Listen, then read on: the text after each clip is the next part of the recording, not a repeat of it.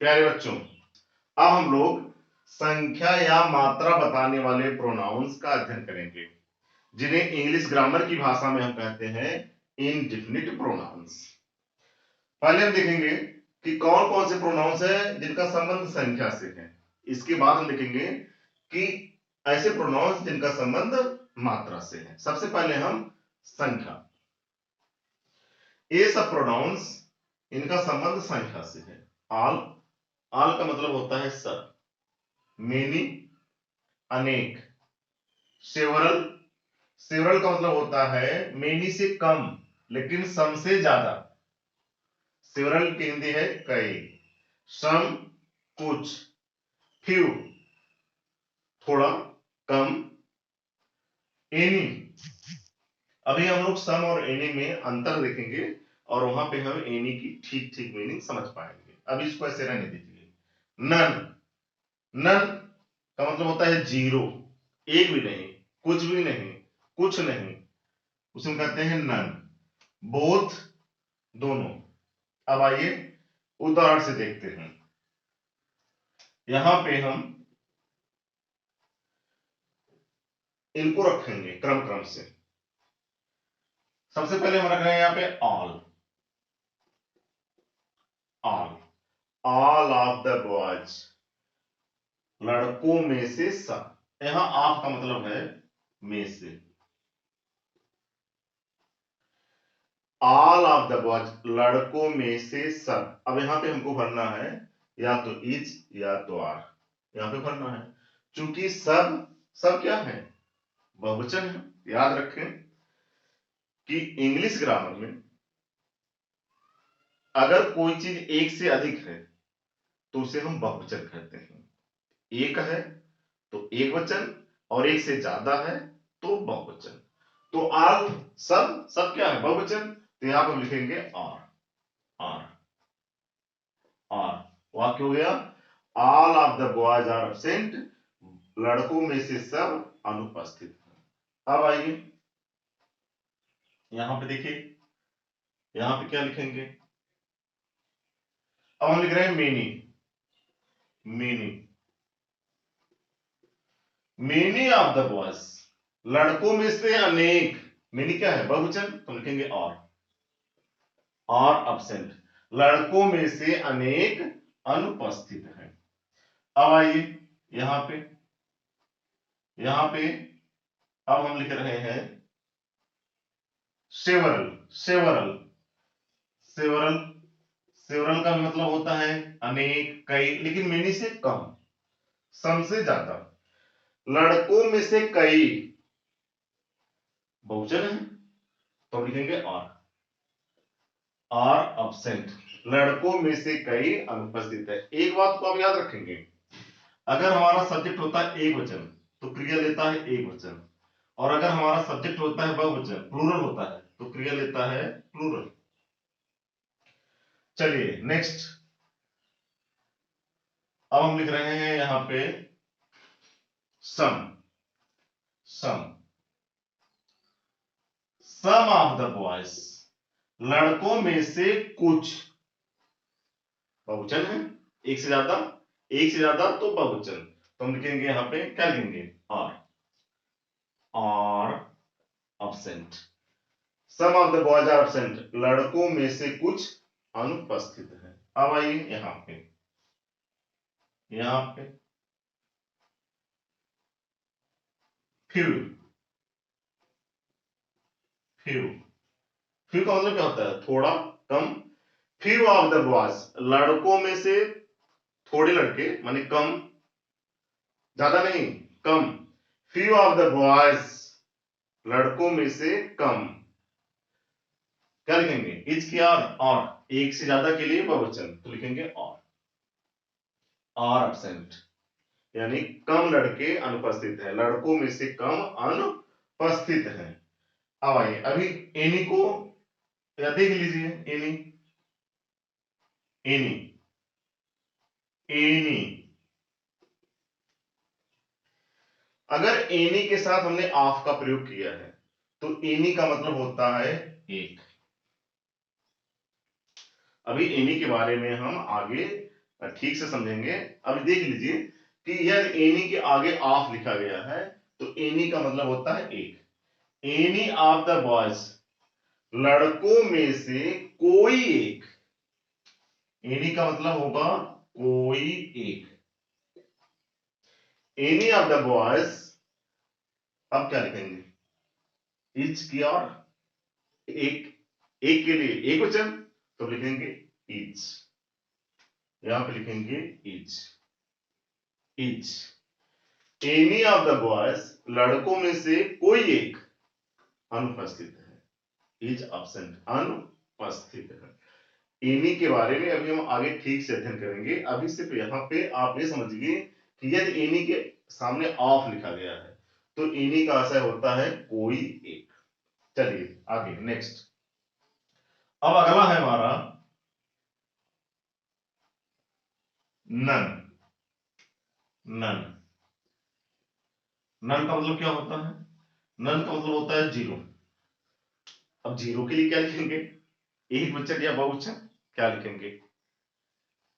None of the boys, लड़कों में से एक भी। अब क्या लिखेंगे नन के लिए? इज या और। याद रखें, नन के लिए हम एक वचन और बहुवचन दोनों प्रकार की क्रिया का प्रयोग करते हैं।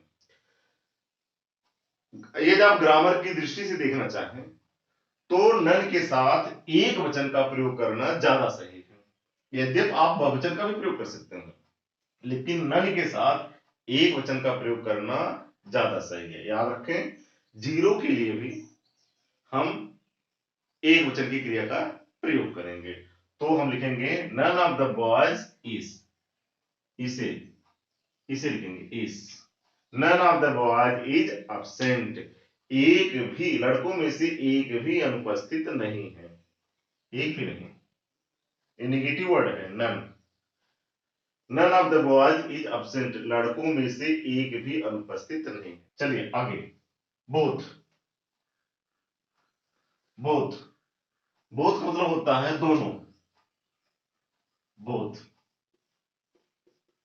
बोथ का मतलब होता है दोनों, दो में से दो। यही तो हुआ दोनों। जैसे देखिए, मेरे दो हाथ हैं और मैंने दोनों हाथ से मार्कर को पकड़ रखा है, तो दोनों का मतलब क्या है? दो में से दोनों। तो जहां हमको दो में से दो दिखाना हो वहां बोथ का प्रयोग करेंगे। बोथ ऑफ द बॉयज, अब क्या लिखेंगे? इज या आर, आर लिखेंगे, बहुवचन है। तो बोथ ऑफ द बॉयज, लड़कों में से दोनों अनुपस्थित है। एक बात ध्यान रखें कि ऑल और बोथ में अंतर समझ लीजिए। ऑल वर्सेस बोथ, अंतर समझ लीजिए क्या है ऑल वर्सेस बोथ। यदि हमको दो में दो दिखाना है तो हम बोथ का प्रयोग करेंगे। लेकिन यदि कोई दो से ज्यादा है, व्यक्ति हो या वस्तु हो, दो से ज्यादा है, टू प्लस है, दो से अधिक है, और जितना है सबका सब दिखाना है तो हम आल का प्रयोग करेंगे। जैसे पांच में पांच दिखाना है तो आल, तीन में तीन दिखाना है आल, 10 में 10 दिखाना है आल, 100 में 100 दिखाना है आल, 500 में 500 दिखाना है आल। लेकिन दो में दो दिखाना है तो बोथ। याद रहे, इंग्लिश ग्रामर की एक विशेषता है कि दो के लिए वह अलग बात करती है और टू प्लस के लिए अलग बात करती है। तो दो में दो दिखाना है तो बोथ, टू प्लस में दो से अधिक है और जितना है सबका सब दिखाना है तो हम आल का प्रयोग करते हैं। तो आल का भी मतलब होता है सब और बोथ का भी मतलब होता है सब, लेकिन जो बोथ है ना वह दो में दो है, इसलिए इसकी एक हिंदी और बन जाती है दोनों। तो इस तरीके से हम लोगों ने आल और बोथ में अंतर भी देख लिया यहीं पर। मात्रा से संबंधित प्रोनाउंस देखें कौन कौन से हैं इसमें। All, much,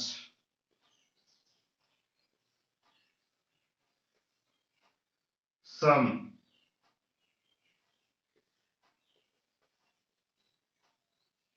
little,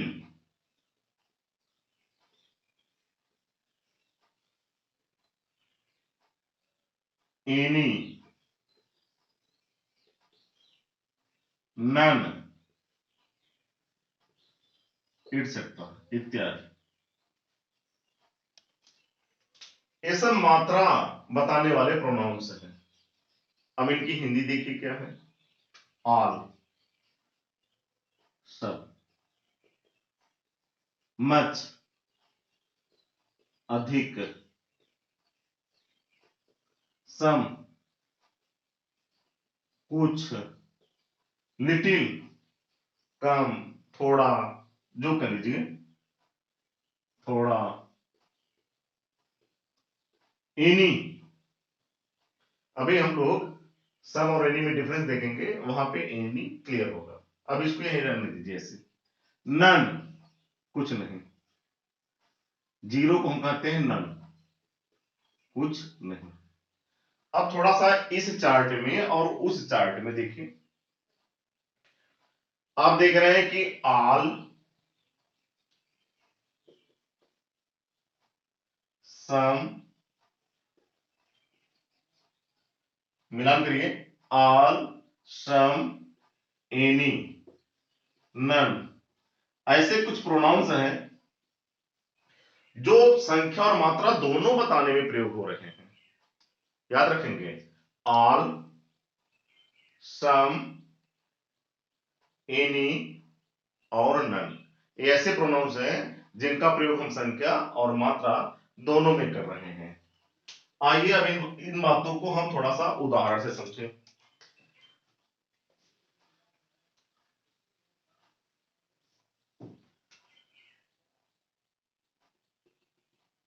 of the money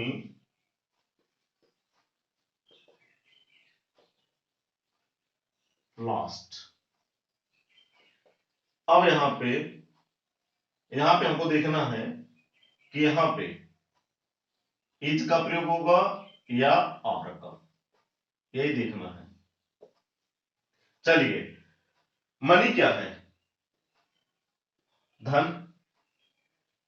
money, money में संख्या नहीं होती। आप मनी को गिन नहीं सकते, एक धन, दो धन, तीन धन, ऐसे नहीं गिन सकते। मनी धन में होती है मात्रा। मनी अनकाउंटेबल नाउन है, और जो अनकाउंटेबल नाउन होते हैं, मटेरियल नाउन और एब्स्ट्रैक्ट नाउन, उनमें संख्या नहीं होती, उनमें होती है मात्रा। इस बात को आप ध्यान रखेंगे। चलिए, all, all of the money, all of the money मने पूरा धन, all money, all of the money. अब क्या लिखेंगे इसके साथ? इज या याद रहे, जब हम मात्रा के रूप में इनका प्रयोग करेंगे तब ये एक वचन के माने जाएंगे। मात्रा में हमेशा एक वचन होता है। मात्रा को आप गिन नहीं सकते, उसका आप बहुवचन नहीं बना सकते, मात्रा हमेशा एक वचन में होती है। तो जब ये प्रोनाउंस मात्रा बताने के लिए प्रयोग होंगे, तब हम इनके साथ यदि क्रिया लिख रहे हैं तो वो क्रिया होगी एक वचन की। तो यहां पे हम आर नहीं लिख पाएंगे। यहां पे हम आर लिख रहे थे, लेकिन यहां पे इस ऑल के लिए हम आर नहीं लिख पाएंगे। यहां पे हमको लिखना पड़ेगा is. All of the money is lost, कहने का मतलब है कि पूरा धन खो गया है। चलिए, अब हम ऑल के स्थान पे हम मच का प्रयोग कर रहे हैं। मच का, मच। यहां पे क्या लिखेंगे? यहां पे तो क्लियर हो गया ना कि एक वचन ही अब रहेगा। ये जो प्रोनाउंस जब मात्रा बताएंगे तो एक वचन माने जाएंगे, और उनके साथ जो क्रिया प्रयोग होगी वह एक वचन की ही प्रयोग होगी। तो यहां पे तो क्लियर है कि इज ही रहेगा। मच ऑफ द मनी मतलब अधिक धन खो गया है। चलिए आगे, सम,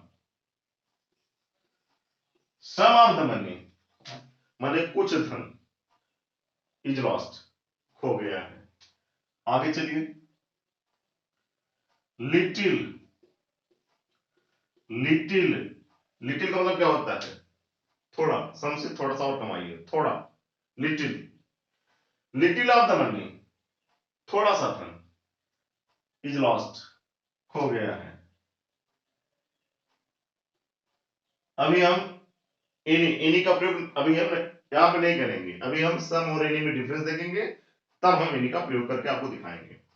अब नन, नन, नन, नन का मतलब क्या होता है? Zero. None of the money, और जीरो के लिए आपने देखा था कि इंग्लिश ग्रामर में एक वचन की क्रिया प्रयोग होगी, एक बात।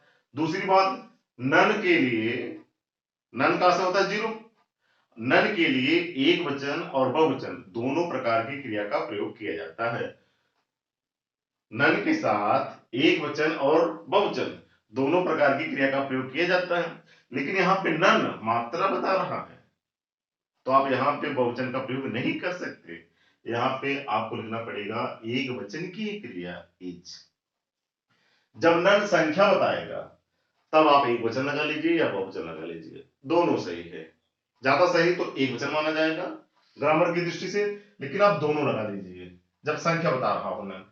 लेकिन अगर नन मात्रा बता रहा है, तो मात्रा बता रहा है तो मजबूरी है कि आप एक वचन की क्रिया का प्रयोग कर सकते हैं, यहाँ पे आप बहुवचन की क्रिया का प्रयोग नन के साथ नहीं कर सकते। तो none of the money is lost, कुछ भी धन नहीं खोया है। आप देखिए,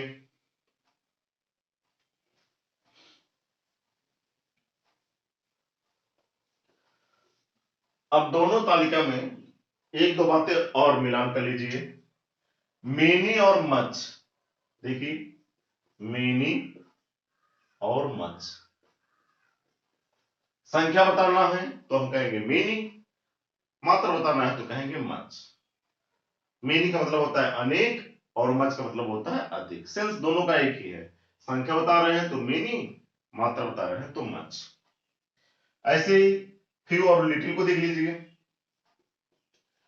फ्यू, लिटिल, थोड़ा, कम, चाहे जो कुछ कर लीजिए। संख्या बता रहे हैं तो फ्यू का प्रयोग करेंगे, और मात्रा बता रहे हैं तो हम लिटिल का प्रयोग करेंगे। अब सबसे महत्वपूर्ण बातें हैं कि ऑल, सम, एनी, मैच, मेनी, जो कुछ भी संख्या और मात्रा बताने वाले शब्द हैं, इनका प्रयोग इंग्लिश ग्रामर में एडजेक्टिव के भी रूप में होता है। अब प्रश्न यह है कि कैसे हमें पता चलेगा कि इनका प्रयोग प्रोनाउन के रूप में हो रहा है या एडजेक्टिव के रूप में। आइए इस बात को हम उदाहरण से समझें। जैसे पहला उदाहरण है, many of the boys are absent, लड़कों में अनेक अनुपस्थित हैं। इसी बात को आप ऐसे भी कह सकते हैं, मेनी बॉयज आर एब्सेंट, अनेक लड़के अनुपस्थित हैं। संक्षेप में इसे ऐसे भी कह सकते हैं, मेनी, अनेक, मेनी आर एब्सेंट, अनेक अनुपस्थित हैं। अब आइए, यहां पे आप देख रहे हैं कि मेनी बिना नाउन के प्रयोग हुआ है, इसके साथ कोई नाउन का इस्तेमाल नहीं हुआ है। यहां पे आप देख रहे हैं मेनी के साथ हमने लिखा है बॉयज, नाउन का प्रयोग हो रहा है। और यहां पे आप देख रहे हैं कि मेनी के साथ हमने नाउन तो लिखा है लेकिन पृथक है, आपने नाउन को और मेनी को पृथक कर दिया है। तो तीन सिचुएशन है, बिना नाउन के, नाउन से पृथक और नाउन के साथ। तो याद रहे, जब संख्या और मात्रा बताने वाले शब्द बिना नाउन के प्रयोग हो, जैसे यहां, तो इन्हें हम कहेंगे प्रोनाउन।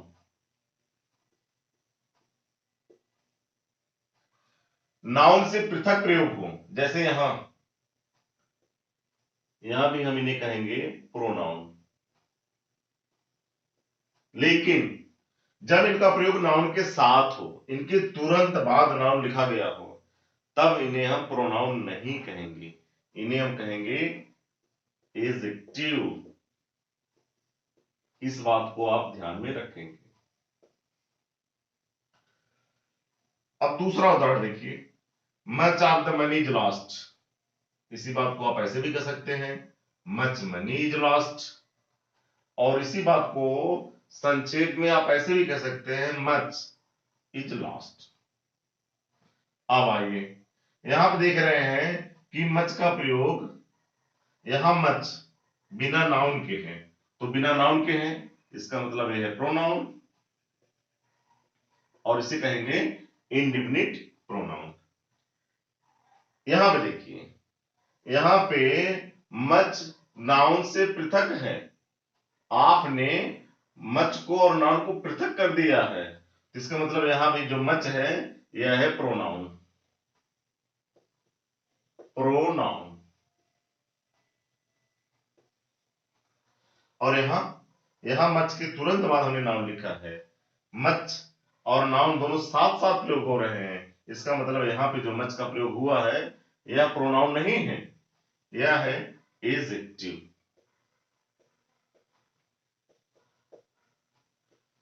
तो इस बात को आप याद रखेंगे क्या, कि संख्या और मात्रा बताने वाले जो शब्द होते हैं इनका प्रयोग हम एडजेक्टिव के रूप में भी करते हैं, जब इनके तुरंत बाद नाउन लिखा हो तब हम इन्हें एडजेक्टिव कहेंगे, लेकिन अगर ये बिना नाउन के हैं या नाउन से पृथक हैं तब इन्हें हम क्या कहेंगे, प्रोनाउन। कैसा प्रोनाउन, इंडिफिनिट प्रोनाउंस। अब आइए इन उदाहरणों को देखिए। All of the boys are absent, इसी बात को आप ऐसे कह सकते हैं, all the boys are absent. संक्षेप में इसको ऐसे भी कह सकते हैं, ऑल आर एब्सेंट। तीनों की हिंदी मीनिंग एक है, लेकिन यहां पे आप देख रहे हैं कि ऑल बिना नाउन के प्रयोग हुआ है, इसका मतलब है कि यहां पे ऑल प्रोनाउन है, यह प्रोनाउन। कैसा प्रोनाउन है, इंडिफिनिट प्रोनाउन। अब आइए इस वाक्य में, यहां पे ऑल और नाउन पृथक पृथक प्रयोग हुए हैं, आपने दोनों को पृथक कर दिया है, तो यहां भी जो ऑल है यह है प्रोनाउन, प्रोनाउन। लेकिन यहां पे देखिए बीच वाले वाक्य में, यहां पे ऑल और बॉयज साथ साथ लिखे गए हैं, नाउन को हमने साथ में लिखा है, तो यहां पे ऑल प्रोनाउन नहीं है, यह है एडजेक्टिव।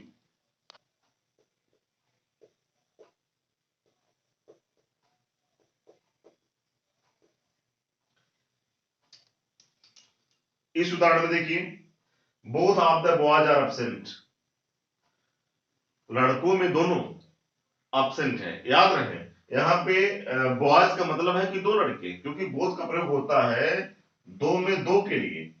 चाहे तो आप यहां पे लिख सकते हैं कि both of the two boys, या अगर आपने टू नहीं भी लिखा है तब भी हम समझ जाएंगे कि यहां पे कितने बच्चे हैं, दो। क्यों, क्योंकि बोथ का प्रयोग होता है दो में दो के लिए, इस बात को आप याद रखेंगे। देखिए, both of the boys are absent, दोनों बच्चे एब्सेंट हैं, उसी बात को आपने ऐसे कहा, both the boys are absent, और संक्षेप में उसी बात को आपने कहा कि बोथ आर एब्सेंट। तो तीनों वाक्यों की हिंदी मीनिंग तो सेम है, लेकिन ग्रामर की दृष्टि से अंतर है। यहां पे बोथ बिना नाउन के प्रयोग हुआ है, इसका मतलब है कि यह है प्रोनाउन।